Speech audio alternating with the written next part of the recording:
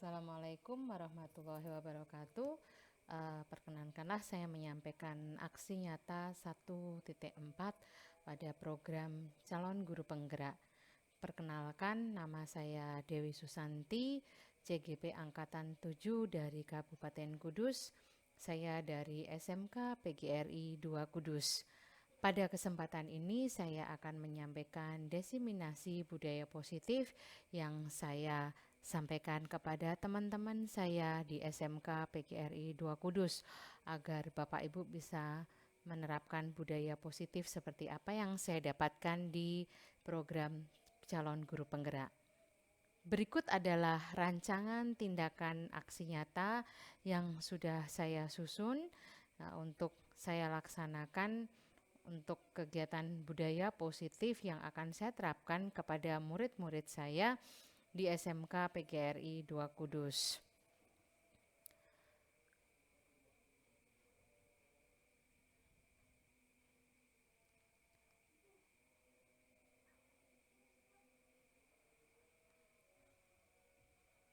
Adapun latar belakangnya adalah setelah memahami materi di modul 1.4 ini, saya punya inspirasi untuk membuat budaya positif melalui kesepakatan kelas, sehingga murid akan menerapkan budaya positif tanpa ada paksaan, tapi muncul dari dalam dirinya sendiri atau kita sebut dengan istilah motivasi intrinsik.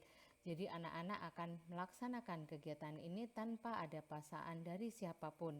Mereka benar-benar melaksanakan ini untuk kebaikan mereka sendiri dan muncul dari dalam diri mereka sendiri.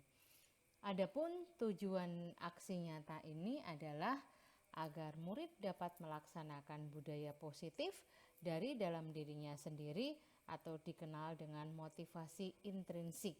Jadi mereka benar-benar melaksanakan kegiatan budaya positif, menerapkan budaya positif bukan karena paksaan, bukan karena pujian, tetapi memang karena mereka kepingin menjadi lebih baik dan melaksanakan kesepakatan yang sudah mereka buat. Kemudian tolak ukur dari kegiatan ini adalah diharapkan dengan adanya budaya positif yang muncul tanpa ada paksaan dari siapapun, anak-anak bisa melaksanakan kegiatan budaya positif ini dan benar-benar tidak terpaksa. Mereka bisa melaksanakan dari dalam dirinya sendiri sehingga tanpa ada pengaruh apapun mereka akan bisa menjadi lebih baik. Ini adalah salah satu budaya positif yang ada di SMK PGRI 2 Kudus. Kemudian lini masa tindakan adalah yang pertama membuat konsep atau program kerja, mengkomunikasikan dengan kepala sekolah, mensosialisasikan kepada teman sejawat, membuat kesepakatan kelas dengan murid, mensosialisasikan dengan wali murid, kemudian melaksanakan program. Setelah melaksanakan program, melakukan evaluasi, refleksi, dan umpan balik. Jadi kami akan melaksanakan evaluasi sekalian refleksi dan umpan balik untuk kegiatan tersebut. Dukungan yang dibutuhkan adalah yang pertama dari kepala sekolah dan teman sejawat melalui koordinasi dan sosialisasi. Yang kedua, murid sebagai subjek untuk melaksanakan budaya positif. Yang ketiga, orang tua atau wali murid sebagai pendukung dan pengontrol murid melaksanakan budaya positif di rumah. Yang terakhir adalah sarana dan prasarana yang kami butuhkan antara lain laptop, board marker, spidol warna, sticky note, gunting, kertas, pop-it yang bisa diajukan ke sekolah untuk melaksanakan budaya positif tersebut. Berikut adalah materi untuk diseminasi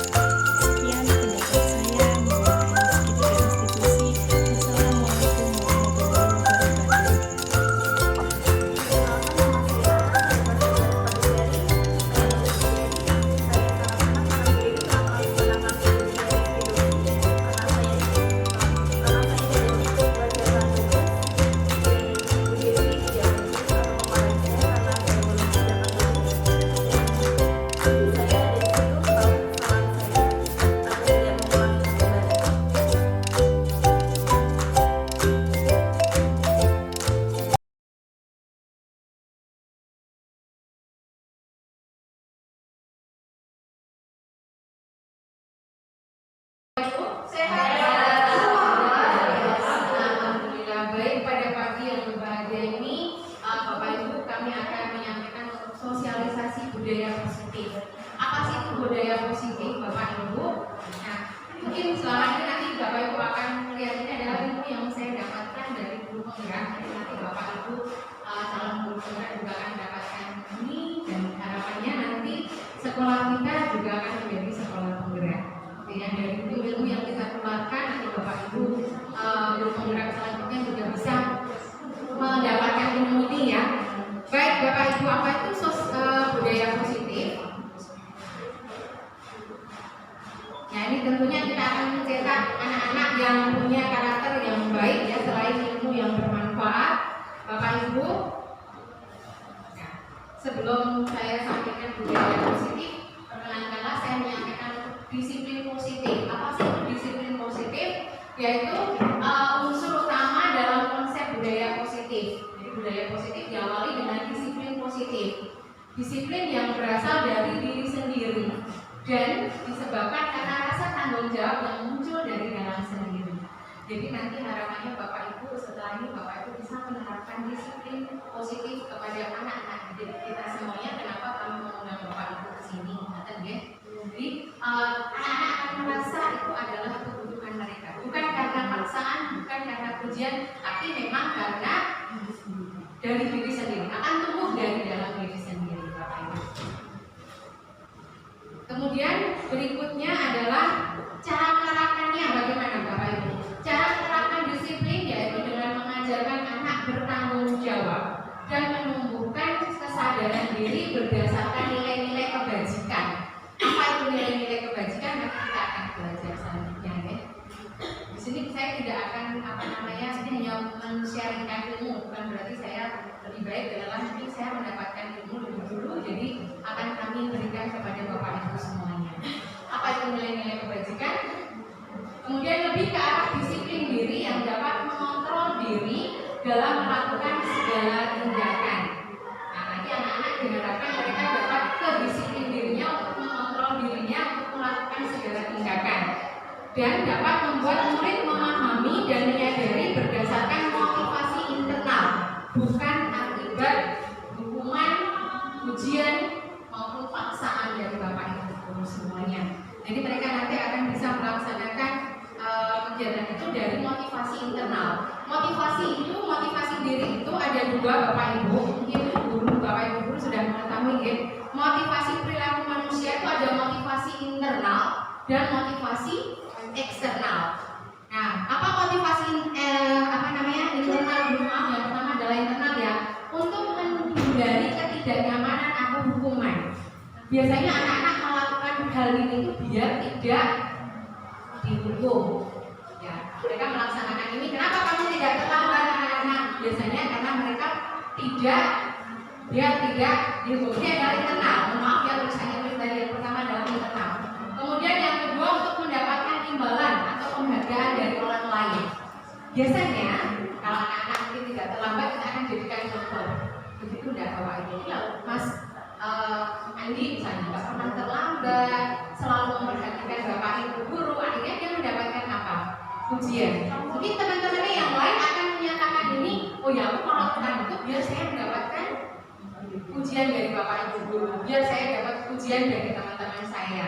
Nah, itu motivasi yang ada dalam diri anak-anak yang internal. Tapi marilah kita bisa menciptakan motivasi eksternal. Apa itu motivasi eksternal? Untuk menjadi orang yang mereka inginkan dan menghargai diri sendiri dengan nilai-nilai yang mereka percaya. Jadi kalau saya berbuat begini itu apa yang harus saya lakukan? Kalau saya begini, apa yang akan harus saya lakukan? Jadi untuk menghindari hukuman atau ujian, tapi mereka benar-benar menciptakan motivasi itu dari dalam dirinya sendiri. Kemudian kebutuhan dasar. Sebelum saya menyampaikan untuk nilai-nilai kebajikan, saya sampaikan dulu kebutuhan dasar manusia itu ada 5, Bapak Ibu. Yang pertama adalah kebutuhan fisiologi, yaitu kebutuhan fisik ya, ada makanan, minuman, tidur, dan pakaian. Kita harus mengetahui setiap anak punya kebutuhan ini, yaitu kebutuhan makanan, minuman, tidur, dan pakaian. Kemudian kebutuhan rasa aman, bahwa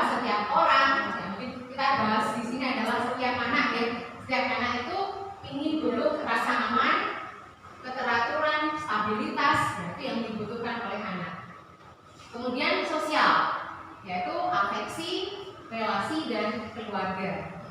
Kita juga butuh kebutuhan sosial ini ya. Kemudian penghargaan. Jadi setiap anak itu juga butuh penghargaan, pencapaian, status, tanggung jawab, dan reputasi. Kemudian aktualisasi diri itu yaitu pengembangan diri dan pemenuhan ideologi. Ini adalah kebutuhan dasar manusia. Kita fokuskan kepada kebutuhan dasar anak ya. Nah, kemudian ini mungkin materi baru, posisi kontrol restitusi.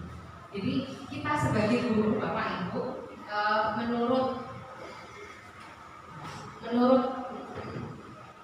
ya Dan Gosen ya, kita itu nanti mempunyai 5 posisi kontrol, yaitu nanti kita bisa introspeksi diri. Saya sendiri pun melakukan hal ini Bapak Ibu. Tapi harapannya sesudah kita mengetahui materi ini, kita akan bisa berubah untuk memperlakukan anak. Jadi yang pertama adalah posisinya sebagai penghukum. Ya, dan yang kedua adalah pembuat merasa bersalah. Posisi guru yang pertama sebagai penghukum, pembuat merasa bersalah. Saya pernah menjadi yang pertama, yang kedua juga pernah, yang ketiga juga pernah sebagai teman, kemudian sebagai pemantau dan sebagai manajer. Apa itu sebagai penghukum, rasa bersalah? Kita bahas satu-satu ya Bapak Ibu.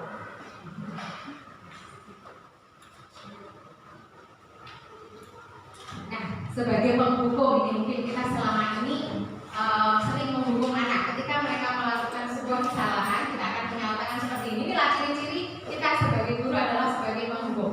Patuhi aturan saya, awas. Besok kamu nggak boleh masuk kelas. Atau awas, nilaimu nanti akan sedikit. Ya, nilaimu akan merah. Oh, awas, konsekuensinya kamu nanti nggak akan dapat nilai. Itu yang kita lakukan sebagai penghukum. Mungkin selama ini kita sering melakukan itu. Ayo, besok pagi kalian terlambat, kamu harus mengambil ini. Awas kalau besok saya terlambat. Nah, ini saya sendiri sudah melakukan itu Bapak Ibu. Mungkin Bapak Ibu juga sering melakukan itu. Kenapa Bapak Ibu berpikir saya masukkan di sini? Karena biar kita nanti bisa memperbaiki apa yang sudah kita laksanakan untuk kedepannya lebih baik untuk para siswa kita.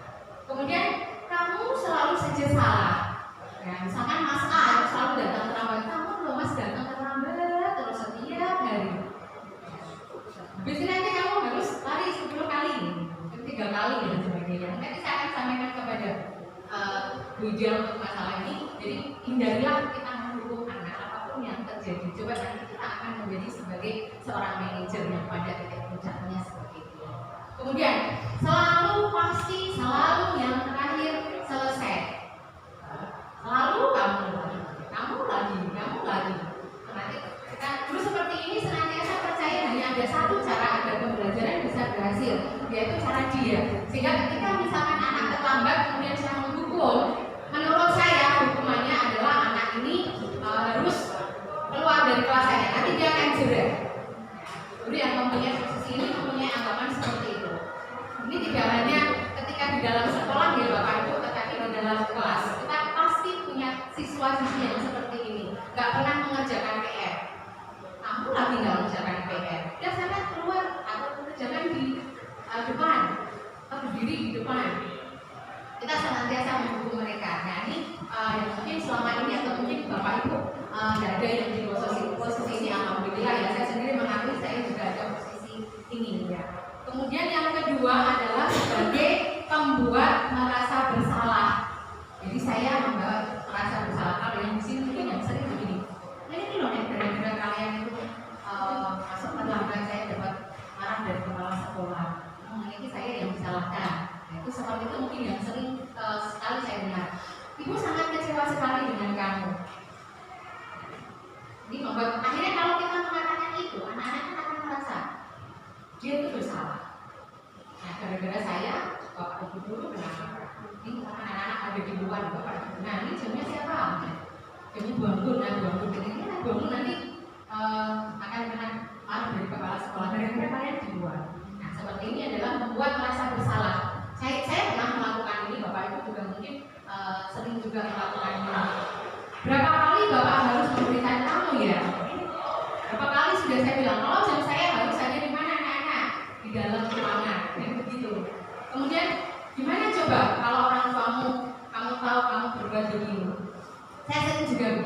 menegur bapak ibu ketika anak-anak mungkin berbuat kesalahan. Jadi bapak ibu, kamu di rumah mereka panas-panas mencari uang demi kalian, tapi kalian di sini ngapain? Tidur. Kelihatannya bagus ya seperti itu, tapi ternyata tidak bagus itu membuat anak-anak merasa bersalah. Di posisi ini murid akan memiliki penilaian diri yang buruk tentang diri mereka, sehingga mereka jadi ya kasihan ya bapak ibu saya di rumah, mereka harus berpanas-panas mencari uang, dan di sini anak-anak tidur, belajar tidak serius. Nah, mereka akan muncul itu di dalam diri mereka sendiri. Murid merasa tidak berharga dan tidak telah mengecewakan orang-orang yang disayanginya. Ternyata kita melukai hati anak-anak ketika melakukan ini. Nanti selanjutnya kita bisa menghindari lah untuk membuat merasa bersalah. Kemudian yang ketiga sebagai teman, mungkin juga bapak ibu ini ada yang banyak sekali posisinya sebagai teman. Ayo bantulah demi bapak ya. Itu anak-anak kan seakan-akan kita berteman dengan mereka. Kita merasa hubungan kita dengan anak itu sepadan. Ayo ingat tidak bantuan bapak selama ini belum Dewi gitu kok nggak ada belas kasihannya, saya akan maaf seperti ini silakan. Ini kan kita seperti teman. Sebenarnya mungkin kita baik ya, anak seperti ini akan baik kepada kita bapak ibu. Tapi hanya kepada kita saja. Misalnya dengan Bu Okta anak tersebut baik, friend gitu ya, kan sebagai teman, jadi teman. Tapi anak tersebut hanya baiknya kepada siapa? Bu Okta saja, belum tentu sama Bu Ruli Mano. Karena yang dianggap teman adalah Bu Okta, yang selama ini friend adalah Bu Okta. Belum tentu sama Bu Okta juga akan menjadi bestinya gitu ya. Jadi di sini anak-anak ya sudah kali ini tidak apa-apa, nanti ibu bantu bereskan. Kita membantu ya, tak bereskan, tak apa. Kan ini ibu bantu begini. Ini kita posisinya sebagai teman sebenarnya baik bapak ibu. Namun tadi baiknya hanya kepada Bu Yani misalnya, karena merasa dekat dengan Bu Yani. Tapi nanti dengan Bu Emma enggak, sama saya kok enggak Bu. Ini bapak ibu sering juga ya sudah itu ini baik kepada saya. Jam saya enggak gitu anak ini begini. Karena mungkin karena kita merasa di kelas kita anak-anak nyaman kita sebagai teman, tapi belum kepada semua bapak ibu. Ini sebenarnya sudah baik, namun akan ada yang lebih baik lagi. Yang keempat adalah sebagai pemantau, ini pun sudah baik gitu, bapak ibu. Seorang pemantau sangat mengendalikan penghitungan catatan data yang dapat digunakan sebagai bukti atas perilaku seorang. Posisinya akan menggunakan stiker, slip catatan, data cek, posisi monitor, berawal dari teori stimulus respon yang menunjukkan tanggung jawab guru dalam mengontrol murid. Jadi anak-anak ini kita ketika sebagai pemantau, anak-anak itu masih mendapatkan mereka masih peraturannya apa? Mereka masih belum meyakini. Kita mengingatkan kembali peraturannya kok mas di kelas ini. Nah nanti habis ini kita akan membuat kesepakatan kelas di bapak ibu. Diharapkan bapak ibu bisa membuat kesepakatan kelas. Peraturannya apa sih? Anak-anak boleh nggak rambutnya gondrong? Kita menanyakan kembali kepada anak. Tapi kalau nanti di posisi manajer tidak bapak ibu. Apa yang telah kamu lakukan? Anaknya kan? Ya Bu, saya sudah melakukan ini. Anak-anak akan menjawab pertanyaan. Sanksi atau konsekuensinya apa? Kita masih memberikan sanksi. Ayo nih kemarin kita sudah punya kesepakatan kalau rambutnya gondrong berarti harus dipotong. Berarti kan gitu ya, dipotong oleh Pak Andres, gitu, Pak Ulil biasanya yang potong. Kesepakatannya kan begitu, peraturannya kan begitu. Anak-anak masih belum meyakini dari dalam dirinya sendiri. Tapi yang akan kita raih Bapak Ibu, semoga kita nanti bisa sebagai posisinya sebagai manajer. Nah, nanti kalau sebagai manajer itu pertanyaan yang akan muncul seperti ini. Kita akan membuat keyakinan kelas ya Bapak Ibu. Nanti akan saya sampaikan keyakinan kelas itu apa yang kita yakini. Kan nanti sudah punya kesepakatan kelas atau keyakinan kelas Bapak Ibu. Kita yakini apa? Jadi nanti keyakinan kelas antara satu kelas dengan yang lainnya boleh berbeda. Silakan, tergantung kondisinya masing-masing yang membuat anak merasa nyaman dan mereka punya konsekuensi untuk melakukan hal tersebut. Nanti saya akan bercontoh juga apa yang sudah saya lakukan di kelas saya. Itu pun berjalan dengan baik Bapak Ibu. Mungkin di kelas Bapak Ibu tidak bisa jalan, mungkin belum diizinkan, tapi saya diizinkan karena kita sudah mempunyai kesepakatan bersama. Apakah kamu meyakininya? Nah, kemarin kan kita buatnya bareng-bareng. Anak-anak, apakah kamu meyakininya? Kemudian jika kamu meyakininya, apakah kamu bersedia memperbaikinya? Nah, nanti di restitusi, segitiga restitusi itu anak-anak kita akan menyelesaikan masalah dengan anak-anak bersedia memperbaikinya. Kemudian jika kamu memperbaiki ini, hal ini menunjukkan apa tentang dirimu. Jadi kalau tadi dia sudah berubah dari yang sudah dia lakukan, kira-kira menunjukkan apa tuh tentang dirimu? Oh ya, saya tanggung jawab, disiplin. Apa rencana kamu untuk memperbaiki hal itu? Jadi nanti kita tanya anak, rencananya apa anak sebaru? Saya tidak akan begini, nanti kita akan membuat. Ketika anak berbuat kesalahan kembali, kita hanya sampaikan ini saja. Tapi keyakinannya apa ini? Nah, sekarang sudah kamu lakukan ini, apa tuh yang ada di dalam dirimu? Terus kemudian apa rencanamu untuk memperbaikinya? Nah, tugas seorang manajer bukan untuk mengatur perilaku seseorang. Kita bimbing murid untuk dapat mengatur dirinya. Jadi bukan kita yang mengatur ya Bapak Ibu. Biarkan dia maunya bagaimana. Saya maunya begini Bu. Oke, boleh silakan kita lakukan. Asal baik kita dukung.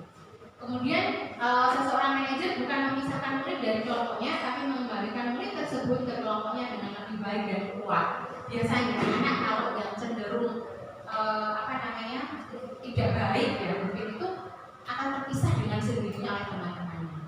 Saya ramai terus itu loh, sebelah sana ramai aja gitu ya. Kita coba mendekati mereka ramainya karena apa? Nah, kita buat kesempatan sama-sama. Ya harapannya nanti kita semuanya bisa jadi manajer bagi murid-murid kita semuanya ya Bapak Ibu. Nah ini Bapak Ibu untuk keyakinan kelas ya. Kita bangun dulu dari keyakinan kelas, nanti kalau sudah terbiasa akan kita bangun keyakinan sekolah untuk satu sekolah. Jadi bukan peraturan istilahnya Bapak Ibu, tetapi keyakinan. Kalau peraturan itu biasanya untuk dilanggar dan mendapatkan hukuman. Tapi kalau keyakinan tidak, kita hanya mengembalikan anak kepada dirinya sendiri. Tadi saya itu bagaimana, seharusnya itu saya bagaimana. Kita lebih dekat dengan anak nanti. Guru berperan dalam membuat kesepakatan atau keyakinan kelas dengan adanya kesepakatan guru dan murid. Jadi ini bukan dibuat oleh guru sendiri ya. Anak-anak keyakinan kelas satu saya yang pertama, anak-anak nggak boleh terlambat. Saya itu saya sendiri yang membuat. Tapi anak nggak mau bu begini. Coba kita turuti dulu karena nanti ini akan kita evaluasi. Bagaimana anak mau terlambat 10 menit? Ya begitu dulu ya. Boleh monggo ya apa yang penting, tapi nanti konsekuensinya. Nah kita sudah bagaimana? Anak mau sesudah istirahat, anak bagaimana? Nanti kita buat sendiri-sendiri nih Bapak Ibu. Keyakinan sekolah atau kelas berupa pernyataan universal yang mudah diingat, dipahami dan harus diterapkan dalam lingkungan sekolah. Jadi kesepakatan kelas ini berupa pernyataan universal. Pernyataan universal itu singkat, padat dan mudah untuk diingat dan tidak boleh dalam kalimat negatif. Tidak boleh datang terlambat, bukan begitu Bapak Ibu. Kita buat kalimat positif. Datang tepat waktu. Jadi tidak boleh dalam kalimat negatif. Untuk kalimat-kalimatnya universal yang mudah diingat ya Bapak Ibu dan tidak usah terlalu banyak. Tetapi jangan singkat-singkat sehingga anak-anak ketika mereka datang terlambat, apa keyakinan kelas anak-anak kita kalau panjang kalimatnya kan mereka lupa dengan apa yang mereka tulis kemarin.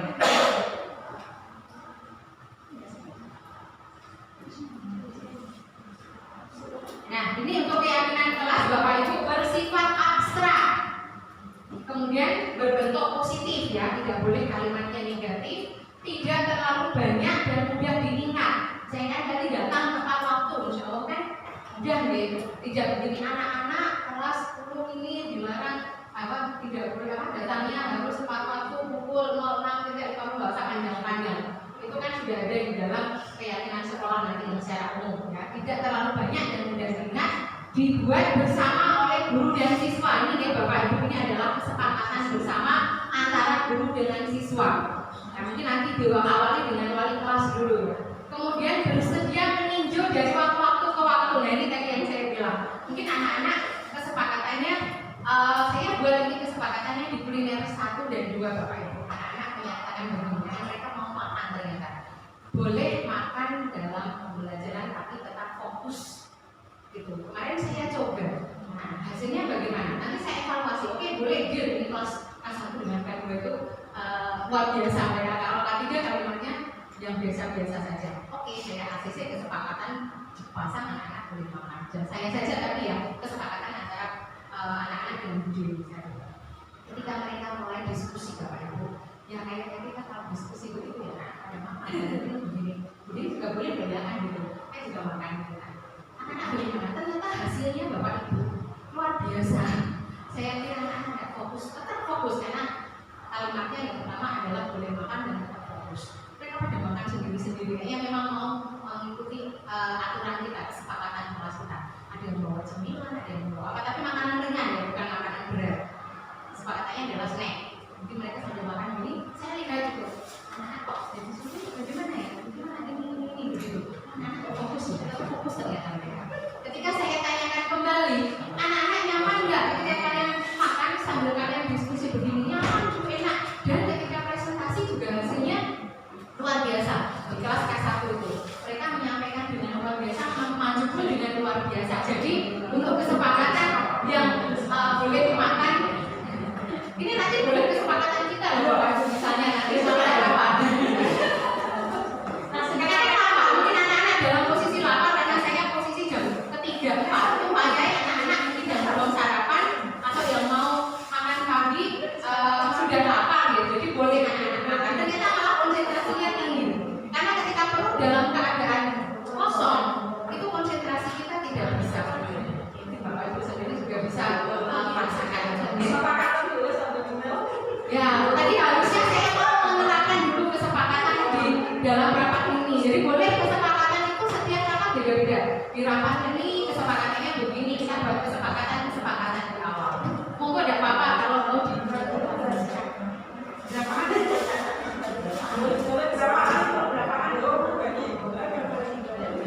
Nah ini kemarin yang sudah saya terangkan ya Bapak Ibu.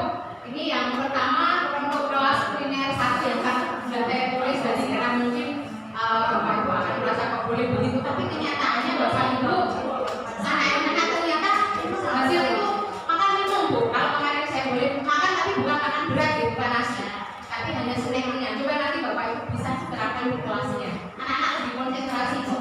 Yang pertama mereka hadir tepat waktu. Nah, karena saya di jam 3, hadir tepat waktunya itu berarti di jam apa anak-anak? Bukan di jam 7 tetapi jam ketika saya masuk anak-anak semua sudah ada di dalam kelas. Tapi bukan berarti kita nanti saklek deh Bapak Ibu. Kalau saklek deh anak begitu, karena kita akan bisa jadi mereka kenapa kamu kok tidak selamat? Nanti kita akan melakukan segitiga restitusi. Sudah ini. Kemudian yang kedua, kelas dalam keadaan bersih sebelum KBM dimulai. Tapi bisa jadi karena saya bisa melihat di jam saya ketiga itu jam pertama kedua berarti tidak care karena tidak dalam keadaan bersih. Ya, anak sudah punya begitu saya masuk kemarin saya coba di kelas K1 itu saya masuk ini masih berantakan itu langsung dibersihkan karena kesepakatannya adalah bersih. Kemudian saling menghormati. Mereka ketika ada yang tanya biasanya ada yang huru hara itu sudah tidak terjadi lagi karena mereka ketika mereka begitu akan saya sampaikan apa keyakinan kelas kita anak-anak itu saling menghargai, kemudian mereka stop dengan kata-kata yang mereka sampaikan tadi dengan teman-teman. Kemudian selanjutnya adalah mendengarkan penjelasan guru. Ketika mereka bicara sendiri karena saya melihat itu ada beberapa anak yang sering ngobrol sendiri. Itu saya lihat apa kesepakatan kita sekarang anak. Terus mereka saya nggak akan nanya, dia nggak boleh ngomong, tapi saya hanya menanyakan itu saja. Mereka kembali lagi bahwa kesepakatan atau keyakinan kelasnya adalah seperti itu. Kemudian kompak, ya, karena biasanya ini kalau terjadi kelompok Bapak Ibu, ya, sampai saat ini pun kelompoknya apa begitu ada anak yang tidak dapat kelompok. Nah, sendiri saya dapat kelompok, saya biasanya gitu, saya nggak mau membuatkan kelompok anak-anak. Silakan buat kelompok sendiri. Saya mau lihat kelas ini kompak tidak. Karena salah satu keyakinan kelas kita adalah kompak. Anak-anak harus kompak. Ini kita buat di K1, K2, K3 saya sendiri-sendiri Bapak Ibu. Nah nanti harapannya mungkin Bapak Ibu wali kelas bisa menerapkan ini di kelasnya masing-masing. Ya, sehingga nanti disampaikan ya nanti terus disosialisasikan atau diinformasikan kepada Bapak Ibu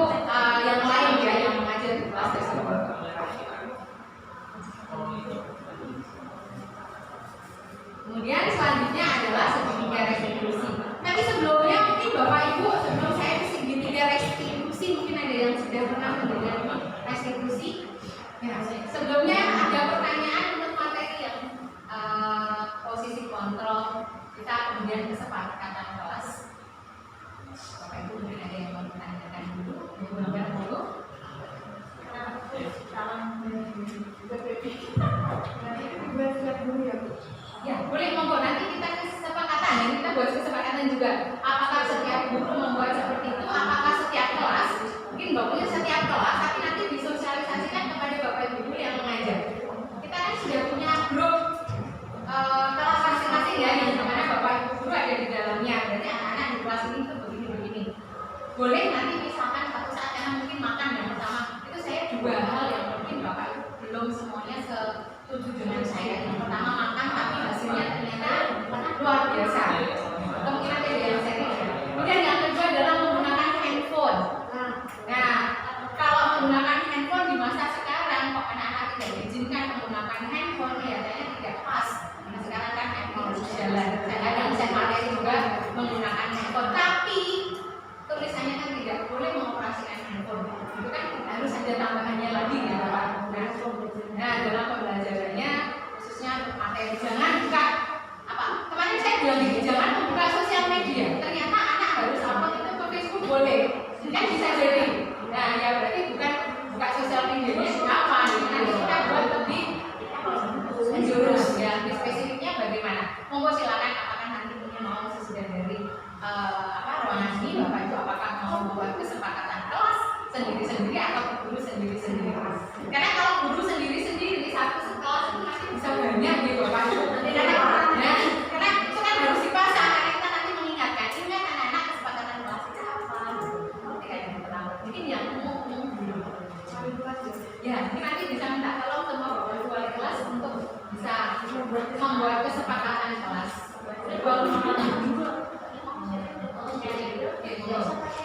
Gak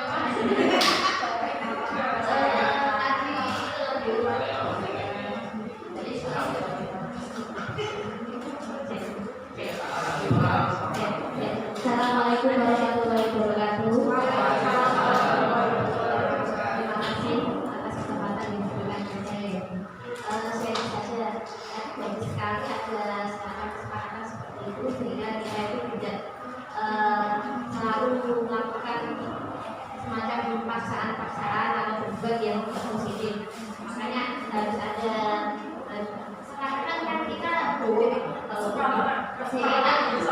peraturan kan harus mau nggak mau harus kamu ikuti. Kalau kesepakatan kan mau sepakat tak ini yang ya sepakatnya di peraturan itu kan luas. Terus ada budaya positif bagus sekali. Setelah ada kesepakatan itu yang disampaikan itu sempat flashback pada waktu pengalaman kita mengajar ya.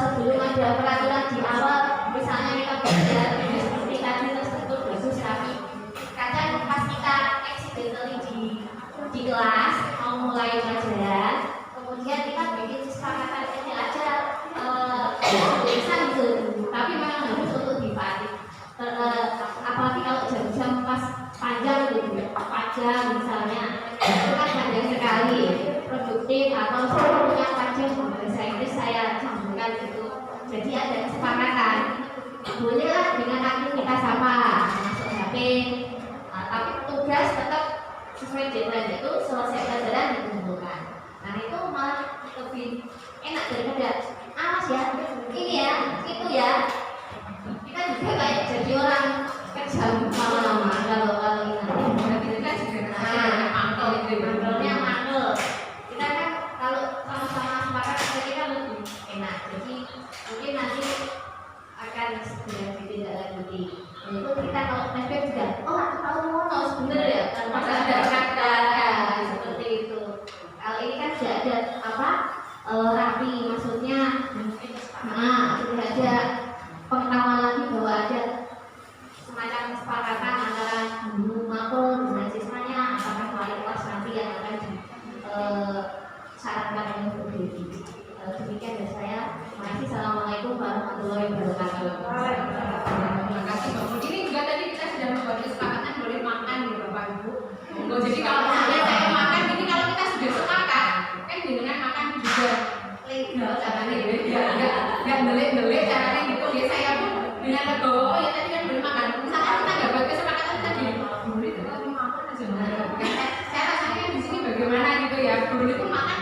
sambil belit-belit. Tapi kalau kita sudah sepakat di sini kan enak, kita sambil praktek.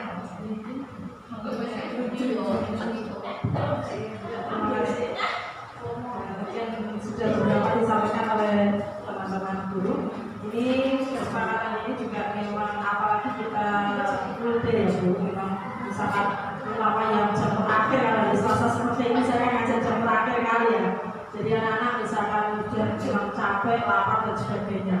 Kalau memang ada kesepakatan seperti ini, kesepakatan ini saya kira tidak hanya kelas ya Bu, misalkan apa juga bisa ya. Misalkan saya sebagai guru bahasa Indonesia, saya jam terakhir misalkan satu punya kesepakatan tersendiri.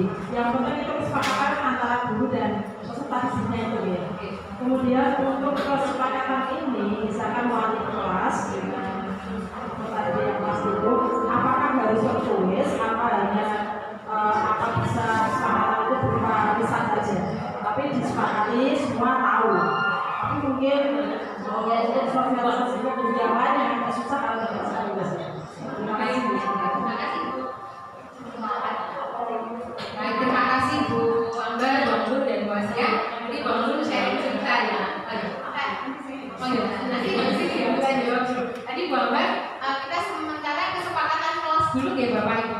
Kalau tadi mau nambahkan guru mapel, mungkin nanti di mapel A akan ada tambahan ini boleh dikasih bintang atau apa gitu ya. Jadi ini nanti kesepakatan kelasnya apa. Untuk membuat kesepakatan kelas itu biasanya begini Bapak Ibu prosedurnya. Jadi Bapak Ibu sampaikan anak-anak kalau kita sekarang punya kesepakatan kelas, anak-anak semuanya tulis. Jadi mereka itu mau apa? Terus kita akan lihat satu-satu, kita buka. Kalau kemarin saya pakai kertas pocket gitu ya Bapak Ibu, kita akan menarik. Kan semuanya ditempel. Yang tidak kita setuju ini enggak. Oh boleh bicara ketika guru sedang bicara. Ada yang boleh seperti itu. Nah, kita setuju enggak anak-anak? Nah karena sebanyak-banyak teman yang tidak setuju akhirnya saya ambil. Nah, dan ini nggak usah banyak-banyak. Jadi mungkin misalkan karena ini kesepakatan biar anak-anak itu ingat, jadi harus ditulis ya Bu. Kalau tulisan itu kelihatannya kok tidak apa ya, tidak terakhir saja dan baik, kuat juga gitu. Mana tuh pernah buat kesepakatan itu dan mungkin anak akan komplain seperti itu juga. Atau gitu misalnya nanti Bapak Ibu wali kelas sudah membuat kesepakatan kelas, selanjutnya bisa ditambahkan di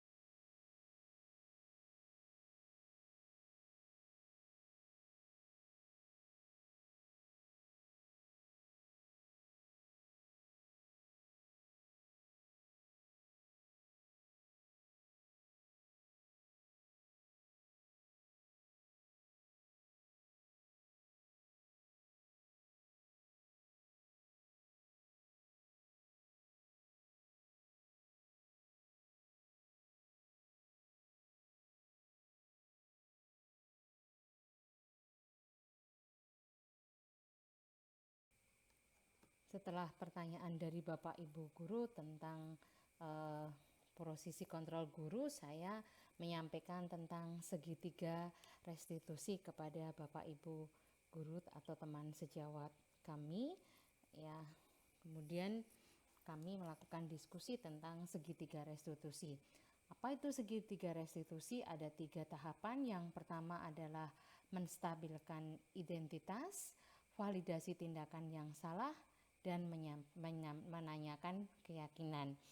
Kami menyampaikan bahwa menstabilkan identitas itu contohnya adalah misalnya menyampaikan kepada anak kalimat-kalimat seperti ini. Salah itu tidak apa-apa. Semua orang pernah melakukan kesalahan. Saya juga pernah membuat kesalahan, tetapi yang lebih baik kita bisa memperbaiki dari apa yang sudah kita lakukan, kesalahan yang kita lakukan. Kemudian contoh kalimat-kalimat dalam validasi tindakan yang salah yaitu, kamu tentu punya alasan mengapa melakukan itu, atau adakah cara yang lebih efektif untuk mendapatkan apa yang kamu butuhkan. Kemudian kalimat-kalimat untuk menanyakan keyakinan antara lain adalah keyakinan kelas apa yang telah kita sepakati. Jadi sebelumnya kita sudah membuat kesepakatan kelas, kita tanyakan kembali ketika anak melakukan kesalahan, keyakinan kelas apa yang telah kita sepakati, sehingga anak-anak nanti bisa merasakan bahwa mereka sudah melanggar apa yang sudah mereka yakini bersama guru. Kemudian pertanyaan selanjutnya adalah, kamu ingin menjadi orang yang seperti apa? Sehingga dari kalimat-kalimat ini anak-anak bisa memperbaiki apa yang sudah mereka lakukan, apa yang sudah mereka lakukan itu salah, dan mereka benar-benar memahami bahwa mereka akan bisa lebih baik dari apa yang sudah mereka lakukan. Sehingga kita Bapak Ibu guru tanpa ada marah, tanpa ada tekanan kepada anak-anak, kita bisa membuat mereka menjadi lebih baik. Jadi mereka akan melaksanakan apa-apa yang sudah disepakati di kelas untuk melaksanakan kegiatan yang lebih baik dan tanpa melanggar kesepakatan yang sudah diperbaiki. Nah, demikian itu adalah segitiga restitusi. Kemudian sesudah kami menjelaskan apa itu segitiga restitusi, selanjutnya adalah sesi tanya jawab dan sharing. Ada beberapa Bapak Ibu guru yang memberikan pertanyaan serta sharing sekitar segitiga restitusi. Bapak Ibu semuanya pada antusias sekali dalam kegiatan ini. Mereka banyak sekali yang bertanya dan menyampaikan apa yang sudah mereka lakukan selama ini. Pertanyaan yang pertama diajukan oleh Bapak Ridho. Beliau menyampaikan bahwa materi ini sangat luar biasa dan akan diterapkan di kelas beliau selanjutnya. Dan beliau juga menyadari bahwa selama ini mungkin tidak dipungkiri bahwa beliau pernah menjadi posisi kontrol sebagai penghukum, pembuat rasa bersalah, dan teman.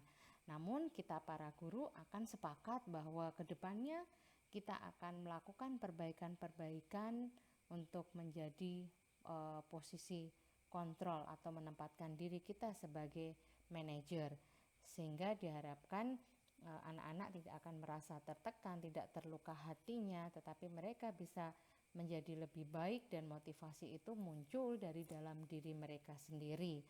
Dan kita juga akan berusaha untuk menjadi posisi manajer seberat apapun masalah yang dihadapi di lapangan. Kemudian pertanyaan yang kedua disampaikan oleh Ibu Ruli. Beliau menyampaikan atau istilahnya beliau sharing ya, kalau beliau itu sudah pernah mempraktekkan segitiga restitusi, namun belum tahu kalau itu namanya adalah segitiga restitusi. Jadi beliau bercerita bahwa pada suatu hari beliau menemukan atau menjumpai anak itu terlambat setiap kali dan tidur di kelas. Ternyata beliau memberikan pertanyaan-pertanyaan yang ringan kepada anak tersebut dan menanyakan kenapa hal ini terjadi. Beliau tidak langsung menjudge kenapa anak ini selalu terlambat.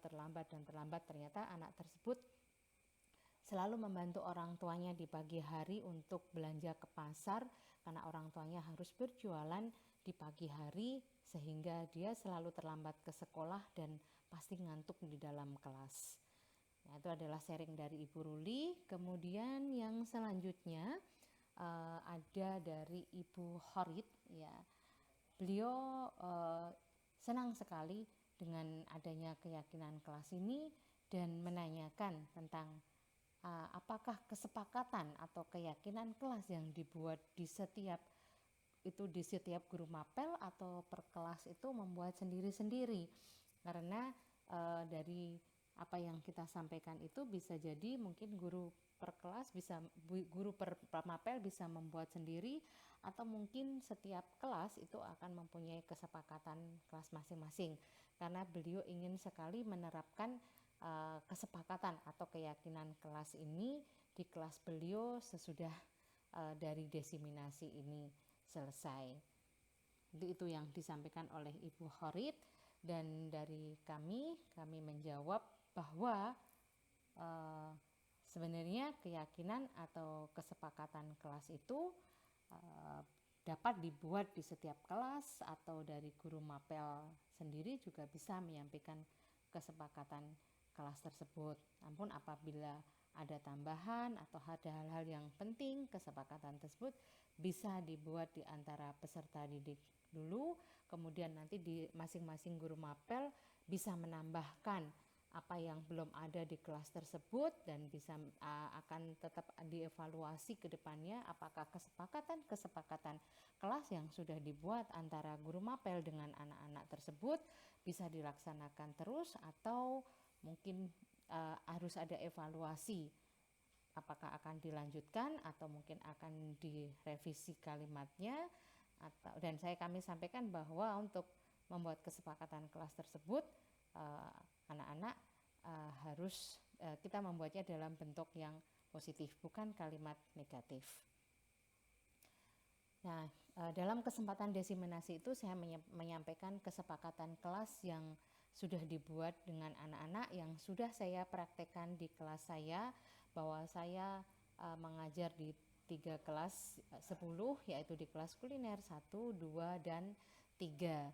Nah, kesepakatan kelas itu kami buat bersama anak-anak, jadi bukan dari guru sendiri yang menyampaikan, tetapi berdiskusi dengan anak apa yang akan menjadi keyakinan kelas mereka, sehingga mereka akan merasa nyaman dengan yang sudah kita sepakati bersama dan sepakat untuk tidak melakukan atau melanggar dari kesepakatan yang sudah kita buat. Berikut adalah contoh kesepakatan kelas dengan kelas kuliner 1, yaitu yang pertama hadir tepat waktu, yang kedua kelas dalam keadaan bersih sebelum KBM dimulai, kemudian saling menghormati, dan yang keempat mendengarkan penjelasan guru, yang kelima kompak, serta yang keenam adalah menjaga ketertiban kelas.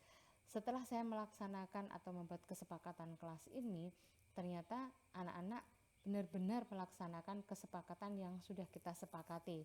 Ketika saya masuk kelas selalu dalam keadaan bersih. Namun sebelumnya mungkin kelas itu terkadang kotor atau tidak rapi. Kemudian yang kedua, ini adalah contoh kesepakatan kelas yang saya buat dengan kelas 10 kuliner 2. Yang pertama adalah fokus saat KBM, yang kedua saling menghargai, kemudian yang ketiga hadir tepat waktu, yang keempat adalah boleh makan makanan ringan tapi tetap fokus pada pelajaran. Pada kesempatan ini saya juga menyampaikan bahwa ketika anak-anak boleh makan di saat KBM tapi tetap fokus, mereka mendapatkan hasil yang luar biasa.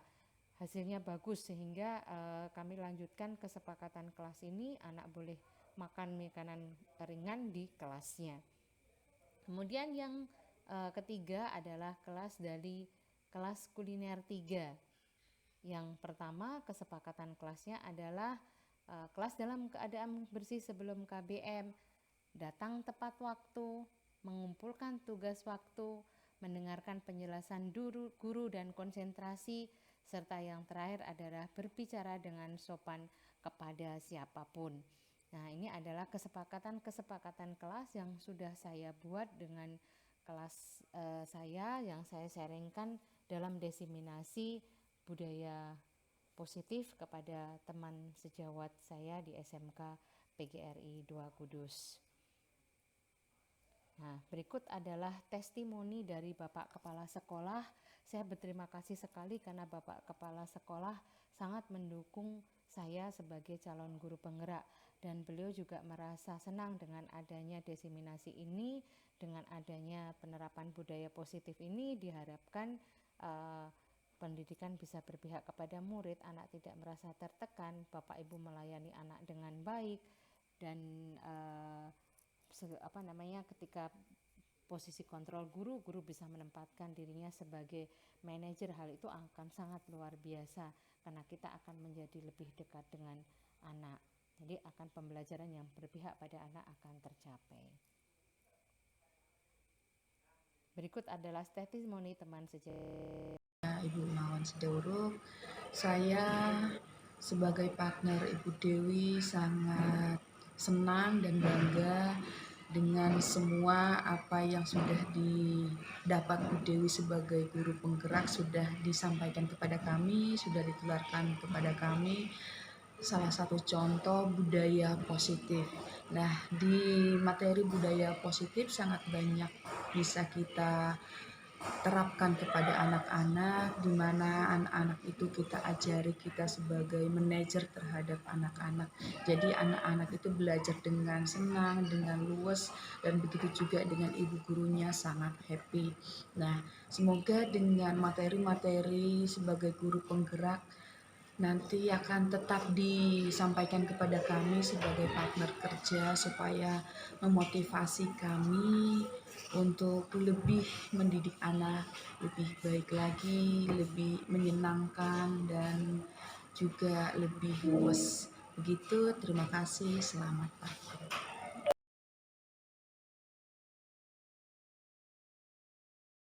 Perkenalkan, nama saya Naila Husna dari Kuliner 2, murid Bu Dewi Susanti. Dengan adanya kesepakatan kelas, saya merasa akan lebih disiplin dan hasilnya kedepannya lebih memuaskan dan baik. Terima kasih.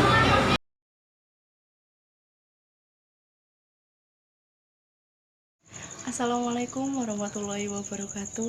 Perkenalkan, saya Virginia Safitri, siswa SMK PGRI 2 Kudus kelas 11 dari jurusan TKJ, dan lebih tepatnya lagi adalah murid dari Bu Dewi.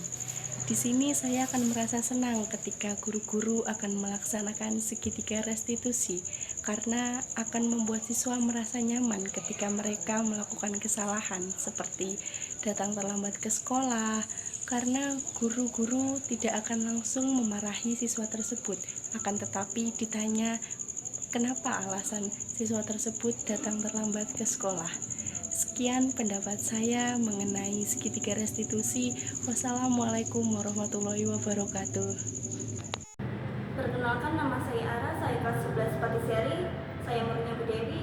Saya sangat senang karena Bu Dewi telah melaksanakan segitiga restitusi karena saya tidak mengerjakan tugas dan Bu Dewi tidak menjudge atau memarahi saya karena saya belum mengerjakan tugas, dan saya dari situ tahu kesalahan saya agar tidak mengulanginya kembali.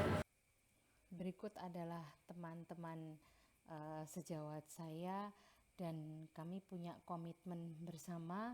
Mereka adalah 5 dari teman-teman saya yang sudah akan berkomitmen akan menjalankan atau melaksanakan kesepakatan kelas, melakukan posisi kontrol guru sebagai manajer, dan kemudian akan melaksanakan segitiga restitusi.